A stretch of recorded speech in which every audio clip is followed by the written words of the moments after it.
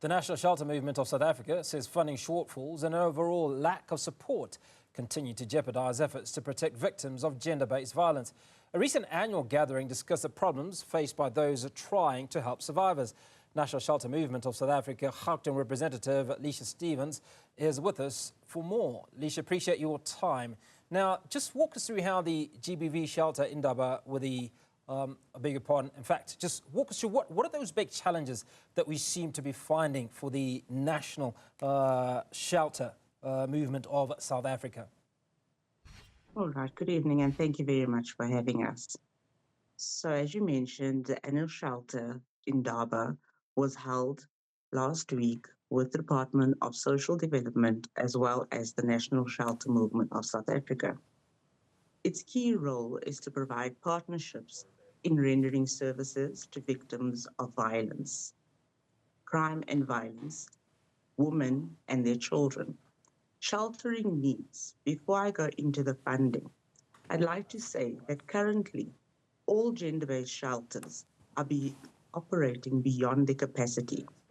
There is direct threat at this current moment to survivors of femicide due to lack of funding of shelters and doors closing.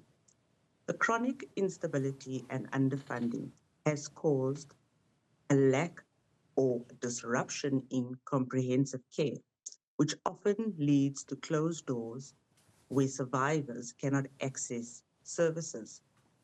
Our call and plea to government is to not only plan, but to action all of these promises that's been led.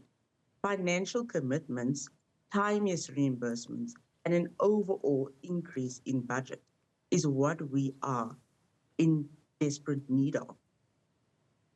So Lisha, walk us through what role the National Shelter Movement of South Africa plays in the lives of these women outside of protecting them when they need protection. All right, National Shelter Movement is across our provinces. We have over 98 shelters under our umbrella. We not only serve as a safe haven for victims of violence, but we are the voice, we advocate, we train communities, we empower communities in order for the awareness of gender-based violence to get out there. We provide funding through corporate sponsorships, which doesn't last very long. And thus we appeal to government to have sustainable and creative platforms where funding is standardized across the board. Now, there's a collaboration between... Sorry, Lisha, there's a statistic that I came across that suggests that for any one individual to leave an abusive partner, the process takes as much as 12 or 13 attempts. Now, if this statistic is correct, you will confirm that. Just walk us through how often, how frequently are these individuals, these women primarily that are coming to the shelter, continually coming back and forth because of the same challenges with the same partners? All right, your statistics are absolutely correct. So let me give you one case example that I've dealt with for the last past 5 years. Mother who's abused, no financial income, dependent solely on her partner for financial income, stability, emotional stability, and they share 2 children. She's been at our shelter twice in the last 2 years because of the same repetitive behaviors and influences. So while we are working with the victim in our center, going through psychosocial problems, looking at her challenges, equipping her with skills, once she has released from our facility, most likely and unfortunately, she ends up back with the perpetrator. Reasons for that is exactly what this discussion is about. If we had adequate funding, we would be able to take this client on a journey of skills development, where she'd be able to then get herself employed, whether it was self or through a corporate. She'd be able to financially sustain her own family, thus not being dependent on the perpetrator. But because there's no mechanisms in place after sheltering, such as a second stage housing, for example, most likely they do return to their community, where the perpetrator repeats the cycle of violence, which is then the romantic relationship, the honeymoon phase, and once we all relaxed as a family, the trauma hits again. If now, our partners, sorry, please carry on, Lisha.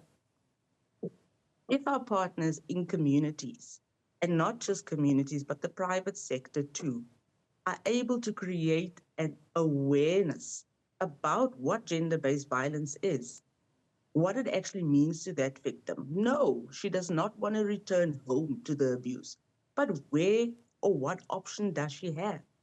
If we are able to take her and remove her from the environment, keep her safe for a long or extended period of time, she will then be able to self-sustain. If we had more programs in place, and again, funding comes up, where male perpetrators, as an example, or anyone can be a perpetrator, but we'll speak about intimate partner, where male perpetrators can go on programs such as anger management, such as family values, that will influence their perception and ultimately their behavior in respecting that relationship.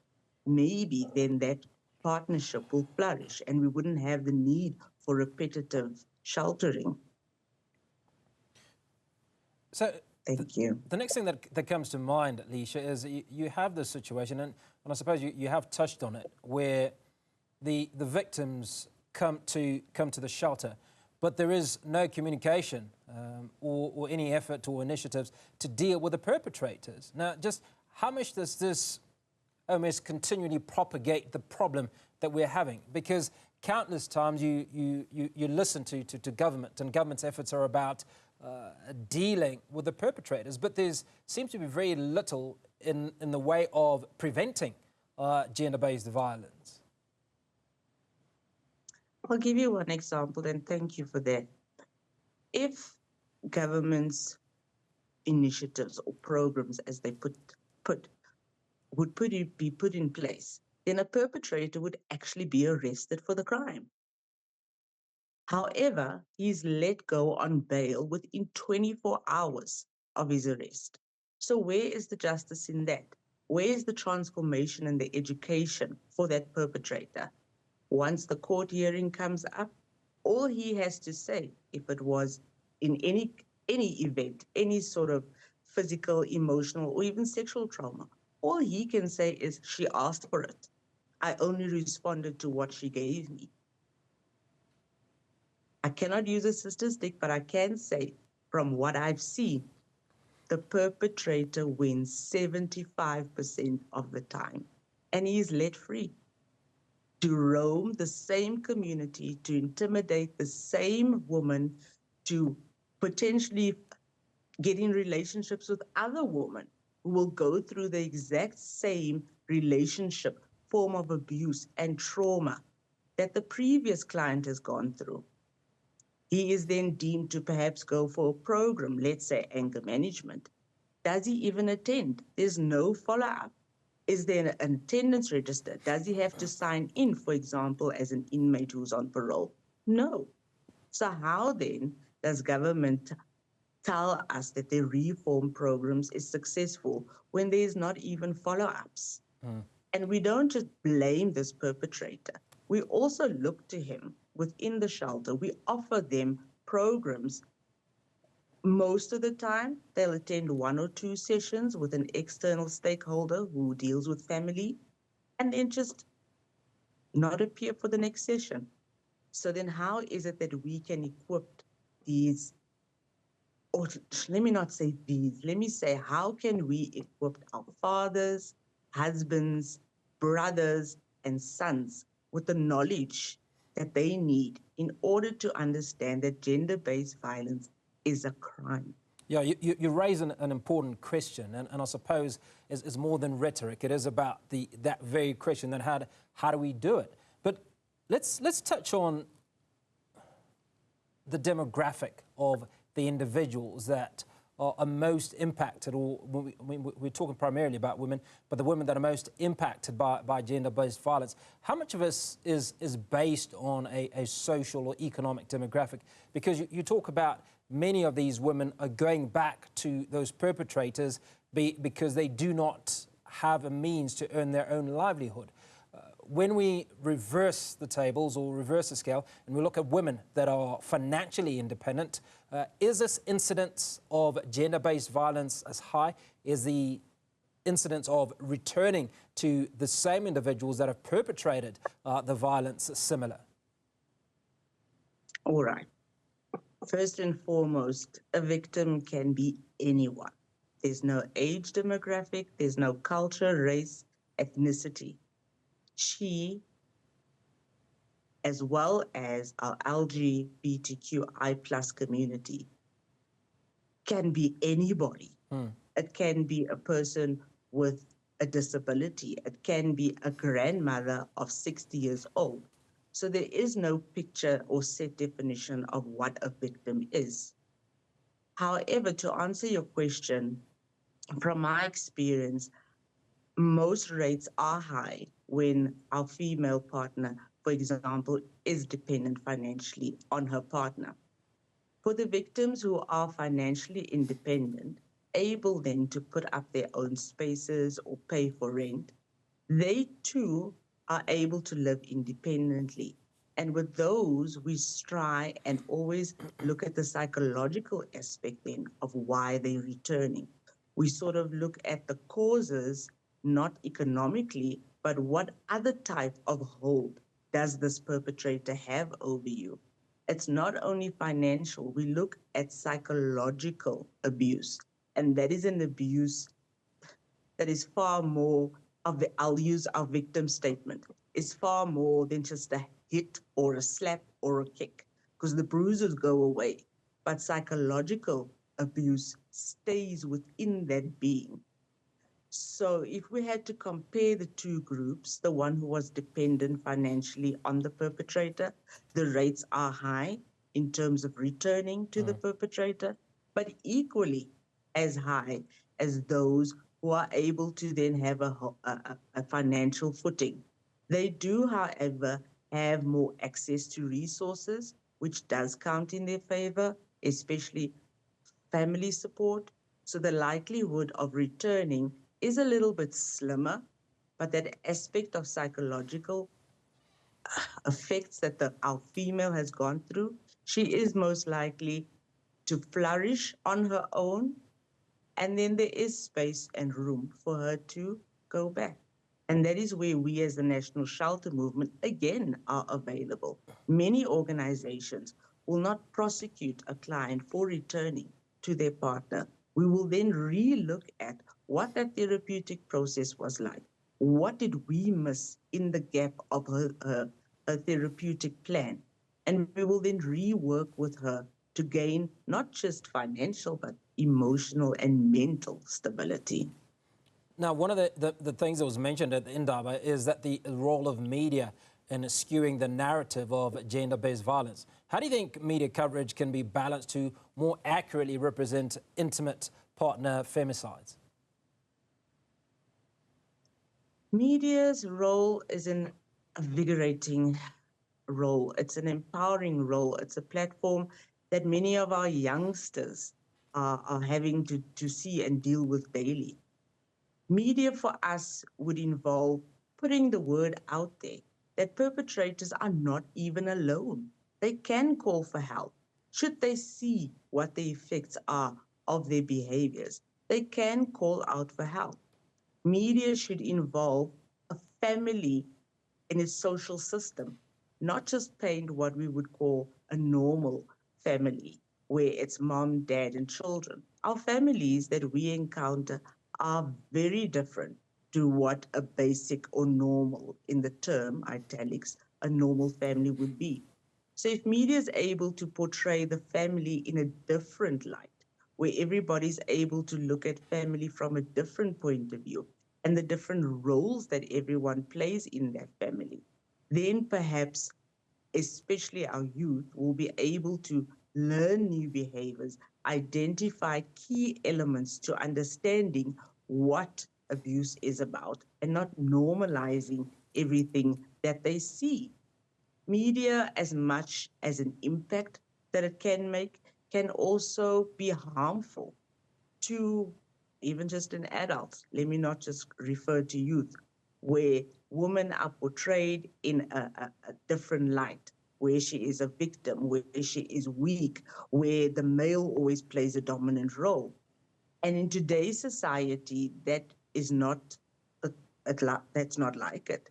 Our world is so different and evolving and ever changing that even role clarification in families are changing.